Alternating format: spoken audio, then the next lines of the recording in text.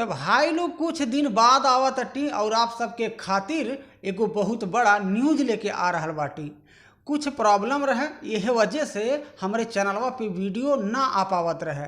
तो रउआ लोगन के खातिर एकदम तड़कता भड़कता न्यूज लेके आ गल बाटी, जवन की भोजपुरी के सुपरस्टार नीलकमल सिंह बाटे बाबू, उन्हीं के गाना आवता हो, एकदम बवाल तोड़ देई। तो रउआ लोगन के बता दें कि गाना के पोस्टर 9 तारीख के लॉन्च कर दिहल गई है और आज है 10 और टीजर कुछ घंटे पहले ही लॉन्च कल गई है। तो रउआ लोग सबसे पहले है हमरे स्क्रीनिया पे पोस्टरवा देख नहीं जा। कमरिया राउंड करेगा बाबू, ई गाना पे एकदम बवाल मच जाई।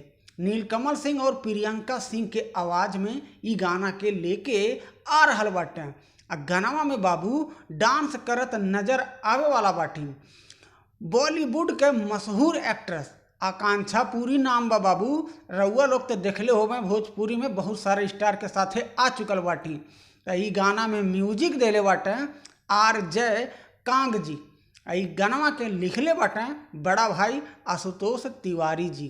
तो रउआ लोग एकदम तैयार रही जा, काहे से काल है 11 अगस्त हो और 11 अगस्त के सवेरे 7 बजे बाबू ई गाना के लॉन्च कर दिहल जाई सारे गामा हम भोजपुरी यूट्यूब चैनल पे।